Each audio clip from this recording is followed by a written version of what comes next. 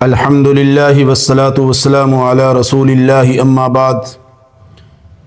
حضرات گرامی، اسلام صرف نماز روزے کا دین نہیں بلکہ اسلام ہمیں زبان پہ سچ اور کاروبار میں دیانتداری بھی سکھلاتا ہے۔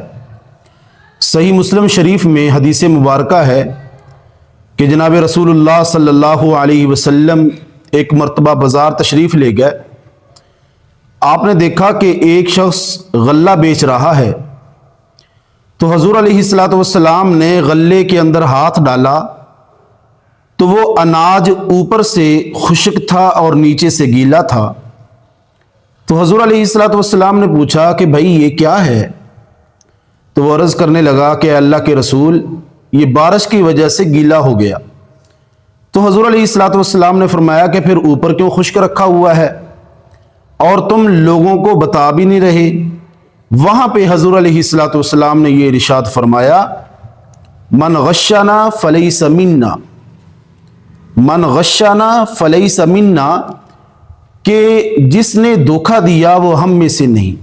یعنی حضور علیہ السلام نے یہ پیغام دیا کہ کوئی انسان اپنے کاروبار کے اندر، کوئی انسان اپنی زبان کے اندر، کوئی انسان اپنے کردار کے ذریعے، کوئی انسان اپنے لین دین کے ذریعے وہ دھوکہ دیتا ہے تو وہ میری تعلیمات اور میری رہنمائی سے وہ دور ہے۔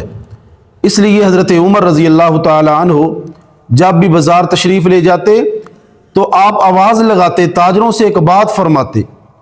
کیا فرماتے؟ کہ ہمارے بازار میں وہی بندہ تجارت کرے جسے دین کا علم آتا ہو، اس لیے کہ دین کا علم سکھلاتا ہے کہ مال سے کہیں زیادہ قیمتی چیز وہ انسان کا ضمیر ہے۔ جب انسان کا ضمیر زندہ و جاوید ہوگا اور انسان کے اندر دین کا علم ہوگا تو انسان دھوکہ دہی نہیں کرے گا، بددیانتی نہیں کرے گا اور جھوٹ نہیں بولے گا اور وہ دھوکہ کسی کو نہیں دے گا۔ اسی طرح حضرت انس رضی اللہ تعالیٰ عنہ کیا فرماتے ہیں کہ جو بندہ اپنے کاروبار کے اندر، اپنے لین دین کے اندر وہ جھوٹ بولتا ہے، دھوکہ دیتا ہے، تو فرشتے نفرت کرتے ہوئے اس معاملے سے چلے جاتے ہیں، اور جس معاملے کے اندر اور جس لین دین کے اندر انسان سچائی سے کام لیتا ہے تو فرشتے اس معاملے کے بارے میں اللہ کے حضور رحمت کی دعا اور برکت کی دعا مانگتے ہیں۔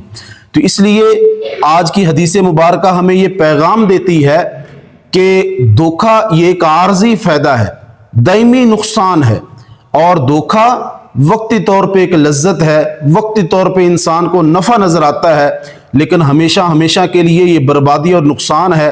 آج اس دنیا کے اندر دھوکہ دینے سے، جھوٹ بولنے سے انسان بچ جائے گا، لیکن کل قیامت کے دن اللہ کے حضور یہ جواب دینا پڑے گا۔ اس لیے صرف دھوکہ کاروبار کے اندر ہی نہیں بلکہ آج کے دور میں دھوکہ کئی شکلوں پر تقسیم ہو چکا ہے۔ آپ کوئی معاملہ کرنا چاہتے ہیں، اس میں دھوکہ ہے۔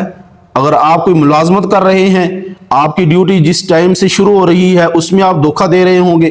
اسی طرح جو انسان دودھ بیچ رہا ہے وہ جب اس کے اندر پانی شامل کرتا ہے تو یہ دھوکہ ہے۔ اسی طرح شاگرد استاد کے سامنے کوئی کام ایسا کرتا ہے جس میں استاد کی ناراضگی ہے تو یہ دھوکہ ہے۔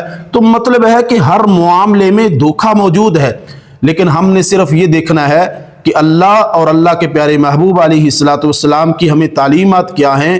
من غشنا فلیس منا، کہ جس نے ہمیں دھوکہ دیا وہ ہم میں سے نہیں۔ اللہ ہم سب کو دھوکے سے بچنے کی توفیق نصیب فرمائے۔